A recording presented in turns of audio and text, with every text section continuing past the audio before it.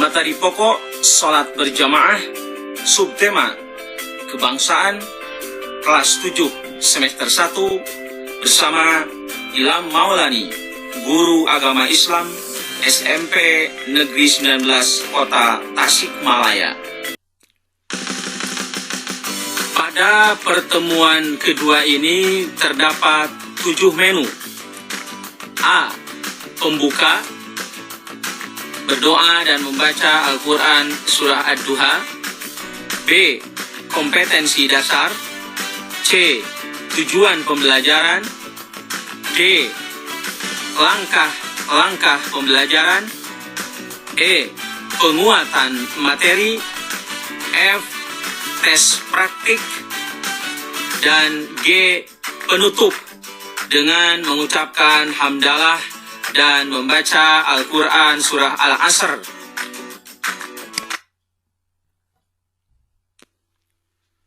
Sebelum kita belajar praktik sholat berjamaah, marilah kita berdoa dan membaca Al-Quran Surah Ad-Duha. Bismillahirrahmanirrahim. Raditu billahi rabba wa bil islami dina wa bi muhammadin nabiyyan wa rasula. Rabbi zidni ilma warzuqni fahma. A'udzu billahi minasy syaithanir rajim. Bismillahirrahmanirrahim. Wad-duha wal-laili idza saja. Ma wadda'aka rabbuka wa ma qala. Walal akhiratu khairul laka minal ula. Wala sawfa yu'atika rabbuka fatarda.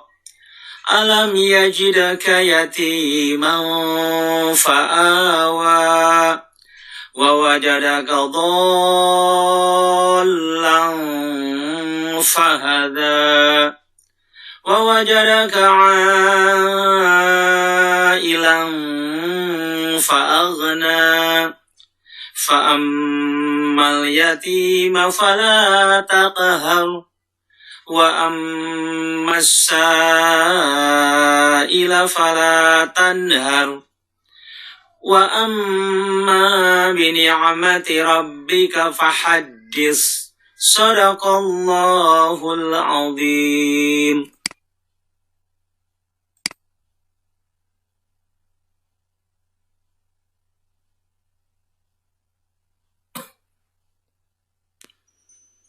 B.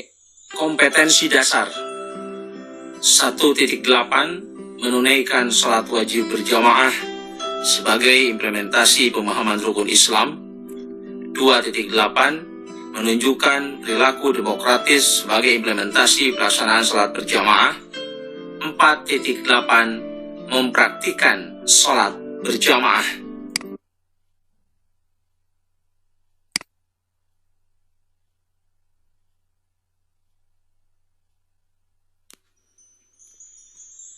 C. Tujuan pembelajaran.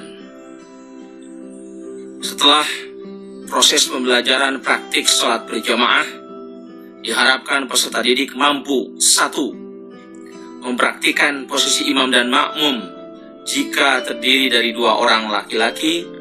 2. Mempraktikkan posisi imam dan makmum jika terdiri dari 2 orang wanita.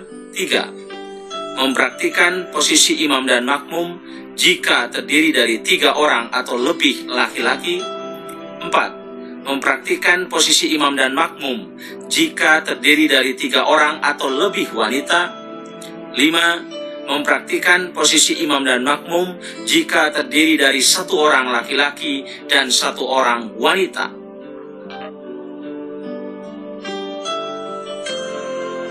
6. Mempraktikkan posisi imam dan makmum jika terdiri dari 2 orang laki-laki dan 1 orang wanita. 7. Mempraktikkan posisi imam dan makmum jika terdiri dari 2 orang laki-laki dan 2 orang wanita. 8. Mempraktikkan posisi imam dan makmum jika terdiri dari beberapa orang laki-laki dan beberapa orang wanita. 9. Mempraktikkan posisi imam dan makmum jika terdiri dari beberapa orang laki-laki, beberapa orang anak laki-laki, serta beberapa orang wanita.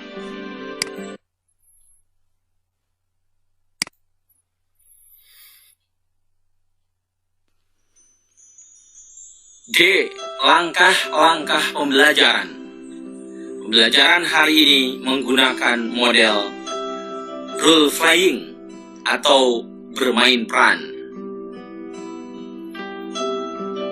Secara global, bermain peran ini memiliki 4 langkah. 1. Mengamati gambar dan video. 2. Memperhatikan peragaan. 3. Berlatih bermain peran sebagai imam dan makmum dengan berbagai posisi. 4. Peragaan tiap kelompok.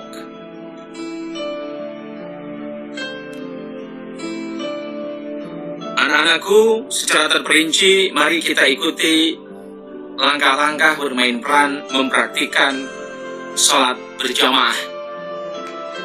Langkah nomor 1, pembentukan 4 kelompok terdiri dari laki-laki dan perempuan.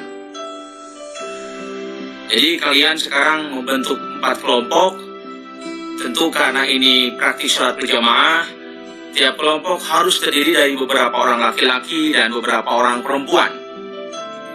Setelah kalian bentuk kelompok tersebut, maka silakan dilanjutkan dengan penentuan ketua kelompok.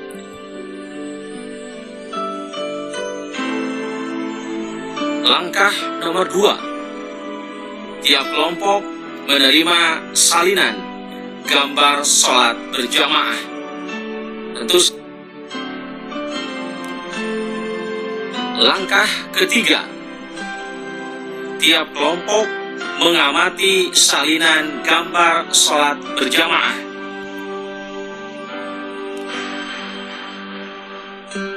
Langkah keempat, semua kelompok memperhatikan tayangan video sholat berjamaah berikut ini.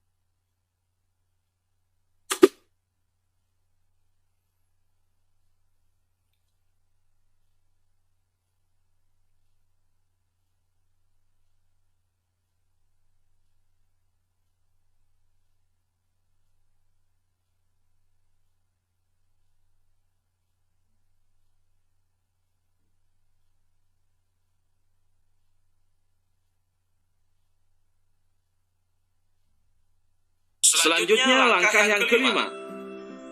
Tiap kelompok saling mengajukan pertanyaan. Langkah nomor 6. Semua kelompok memperhatikan peragaan guru dalam mempraktikkan sholat berjamaah. Langkah yang ketujuh. Tiap kelompok berlatih bermain peran sebagai imam dan makmum dalam berbagai posisi.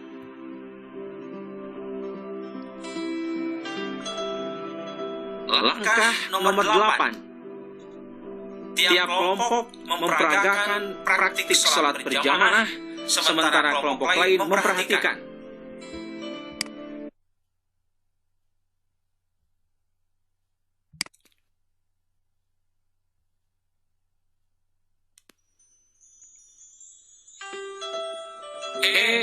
Penguatan materi.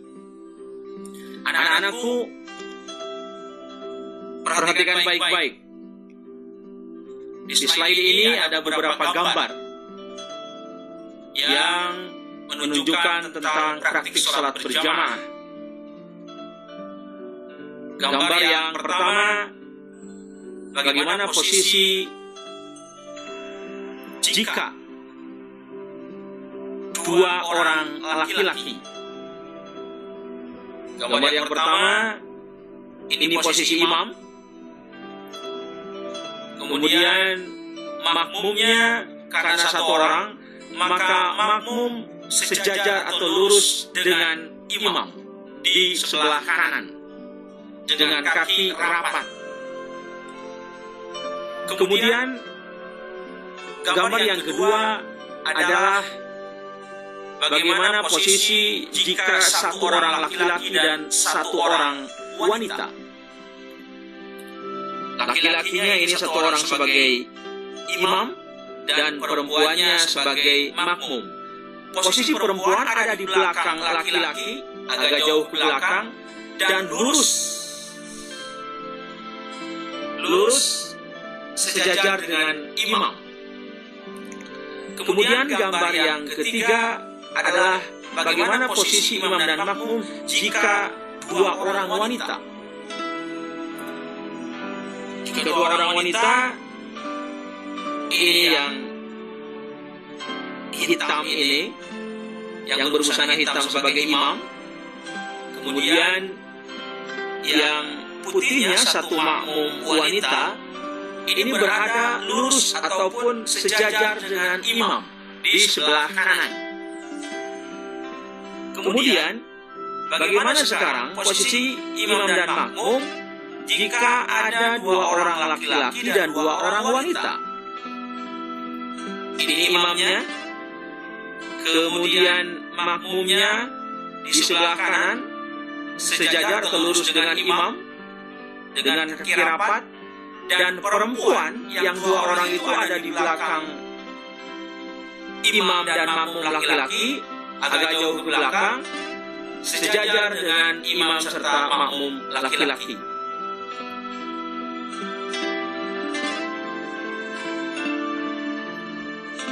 Gambar selanjutnya adalah bagaimana posisi imam dan makmum jika dua orang laki-laki dan satu orang wanita. Imam seperti pada gambar awal, di sini posisinya makmum segaris lurus atau sejajar dengan imam dengan kaki rapat sebelah kanan. Kemudian wanita karena satu orang, maka berada di belakang imam serta makmum. Kemudian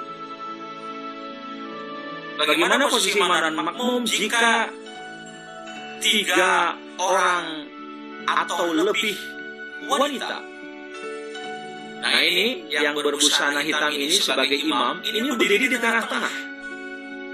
Sementara makmum di sebelah kanan dan di sebelah kiri, rapat dengan imam.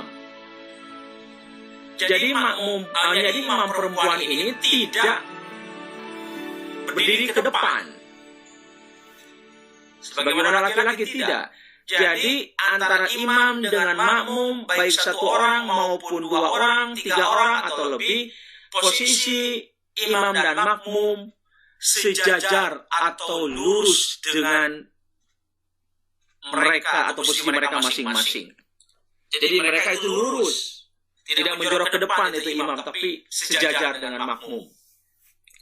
Kemudian gambar selanjutnya adalah bagaimana posisi imam dan makmum jika ada tiga orang atau lebih laki-laki.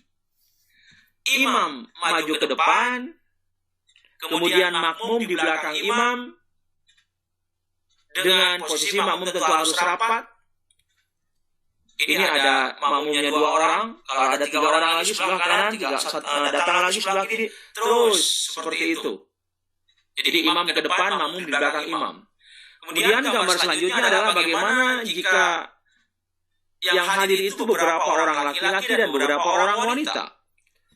Imam ke depan, kemudian makmum laki-laki yang banyak ini di belakang imam, berjajar dengan saf yang rapi dan rapat.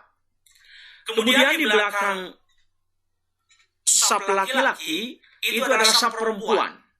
Jadi posisinya perempuan tetap di belakang laki-laki, sama berjajar seperti ini.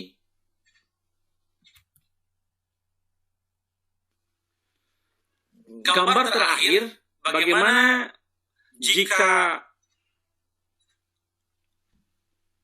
yang hadir di masjid itu beberapa orang laki-laki, beberapa orang wanita, dan juga ada anak-anak. Maka posisinya imam di depan, kemudian di belakang imam itu adalah laki-laki dewasa. Kemudian anak-anak itu di belakang laki-laki atau di belakang saf laki-laki dewasa. Jadi kalau laki-laki dewasa ada satu saf atau satu baris, maka di belakangnya, di baris yang kedua atau di saf yang kedua adalah anak-anak. Di belakang anak-anak adalah saf ibu-ibu atau para wanita.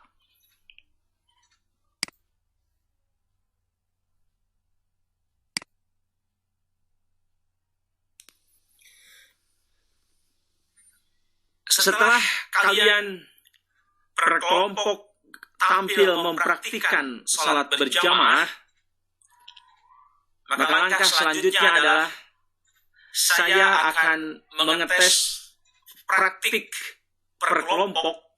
Soal-soal tes praktiknya, praktikan posisi imam dan makmum dalam salat berjamaah. 1. Jika terdiri dari 2 orang laki-laki. 2. Jika terdiri dari 2 orang wanita. 3. Jika terdiri dari 3 orang atau lebih laki-laki. 4. Jika terdiri dari 3 orang atau lebih wanita. 5. Jika terdiri dari 1 orang laki-laki dan 1 orang wanita. 6. Jika terdiri dari 2 orang laki-laki dan 1 orang wanita. 7. Jika terdiri dari 2 orang laki-laki dan 2 orang wanita. 8. Jika terdiri dari beberapa orang laki-laki dan beberapa orang wanita. 9. Jika terdiri dari beberapa orang laki-laki, beberapa orang anak laki-laki, serta beberapa orang wanita. Anak-anakku mengambil hikmah atau pelajaran berharga dari praktik salat berjamaah yang dikaitkan dengan nilai-nilai kebangsaan. Sama persis dengan yang pekan kemarin juga tentang teori salat berjamaah. Kita juga pada saat ini praktik salat berjamaah mencoba mengambil hikmah pelajaran berharga yang kita hubungkan dengan nilai-nilai kebangsaan. Yang pertama, salat berjamaah yang kalian praktikkan itu tadi lancar. Meskipun mungkin ada sedikit kesalahan, ada beberapa hal yang perlu diperbaiki, tetapi pada umumnya lancar dan sukses atau berhasil. Berkat apa? Berkat adanya persatuan, kesatuan, kebersamaan, dan kekompakan di antara kalian. Maka muncullah pelajaran yang pertama. Persatuan, kesatuan, kebersamaan, dan kekompakan akan menghasilkan harmoni kehidupan bangsa, sehingga bangsa ini kuat, teguh, dan disegani oleh bangsa lain. Bahkan ada istilah, bersatu kita teguh, bercerai kita runtuh. Maka tetaplah di antara kita, di antara kalian, di antara bangsa ini harus bersatu, bersama-sama kompak dalam membangun bangsa ini. Yang kedua, menentukan siapa yang menjadi imam dan makmum tentu dengan cara musyawarah di antara kalian. Maka dalam kehidupan pun demikian. Dalam kehidupan bangsa ini, berbagai macam permasalahan harus dicarikan solusi atau alternatif. Pemecahan masalahnya, salah satu jalan atau cara mencari solusi dari permasalahan itu adalah dengan musyawarah. Maka biasakanlah bermusyawarah agar menghasilkan kemufakatan. Yang ketiga, dalam salat berjamaah tidak memandang status sosial, kaya, miskin, pejabat, rakyat itu sama saja. Ketika menghadap di hadapan Allah Subhanahu wa Ta'ala, ketika melaksanakan salat berjamaah, maka dalam menjalani kehidupan, terutama dalam bergaul, tidak sepatutnya kita memandang status sosial seseorang semuanya dianggap sama. Dalam pandangan Tuhan, hanya ketakwaanlah yang membedakannya. Yang keempat, anak-anakku, tadi ada imam yang salah gerakan atau bacaan, maka kalian mengoreksinya. Maka dalam kehidupan ini apabila ada pemimpin yang berbuat salah, maka kita wajib mengoreksinya. Jangan biarkan pemimpin berada dalam kesalahan. Yang kelima, dalam salat berjamaah ada saling menghormati dan saling menghargai. Yang tidak fasih Al-Quran menghormati dan menghargai yang paling fasih pada Al-Quran, sehingga yang fasih membaca Al-Quran itu disilakan untuk menjadi imam. Ini proses saling menghargai dan menghormati. Maka dalam kehidupan, jalani kehidupan dengan saling menghormati dan menghargai antar sesama.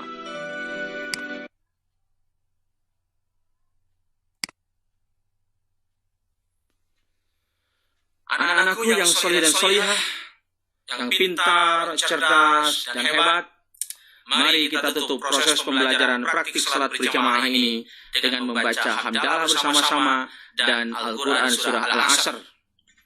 Alhamdulillahirabbil alamin. Bismillahirrahmanirrahim. Wal 'ashr. Innal insana lafi khusr. إلا الذين آمنوا وعملوا الصالحات وتواصوا بالحق وتواصوا بالصبر. صدق الله العظيم. السلام عليكم ورحمة الله وبركاته.